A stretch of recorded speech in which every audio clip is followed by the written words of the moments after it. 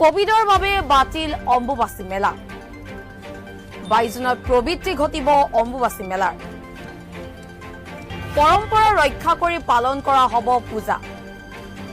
কামাখ্যা মন্দিৰ পৰিচালনা সমিতিৰ বৈঠকত এই সিদ্ধান্ত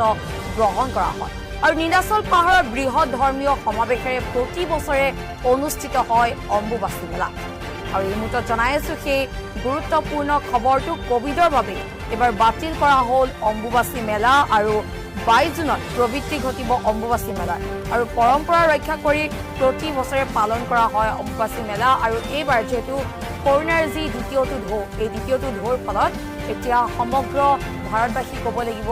যি ত্ৰাসত ভুগিছে সেই ত্ৰাসৰ পৰা পৰিত্ৰাণ পাবলৈ এতিয়া কিছু কিছু ঠাইত শিথিল কৰিছে যিহেতু কিছু কিছু ঠাইত হ্ৰাস পাইছে কৰোনা সংক্ৰমণ তথাপিও ৰাজ্যৰ বিভিন্ন প্ৰান্তত গ্ৰাম্য অঞ্চলত বিশেষকৈ এতিয়াও কৰোনাৰ যি সংক্ৰমণ এতিয়াও অব্যাহত আছে আৰু সকলো দিশ সামৰি এতিয়া কামাখ্যা মন্দিৰ পৰিচালনা সমিতিয়ে সিদ্ধান্ত গ্ৰহণ কৰিছে অম্বুবাচী মেলাৰ বাতিলৰ আৰু যেহেতু কৰোনা এতিয়া দ্বিতীয়টো লহৰ চলি আছে আৰু দ্বিতীয়টো লহৰ ইতিমধ্যে ত্ৰাসৰ সৃষ্টি কৰিছিলে কৰোনাই আৰু কৰোনাত আক্ৰান্ত হৈ বহু লোকৰ মৃত্যু হৈছিলে কিন্তু বৰ্তমান পৰিস্থিতি কিছু হ্ৰাস পাইছে কৰোনাৰ তথাপিও গ্ৰাম্য অঞ্চল আৰু ৰাজ্যৰ বিভিন্ন প্ৰান্তত এতিয়াও কৰোনাৰ যি সংক্ৰমণ বৃদ্ধি পাই আছে আৰু সকলো দিশ সামৰি এতিয়া কামাখ্যা মন্দিৰৰ পৰিচালনা সমিতিয়ে এই সিদ্ধান্ত গ্ৰহণ কৰিছে আৰু কোভিডৰ বাবে বাতিল কৰা হৈছে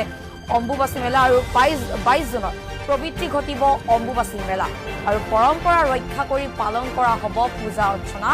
কামাখ্যা মন্দিৰ পৰিচালনা সমিতিৰ বৈঠকত এই সিদ্ধান্ত গ্ৰহণ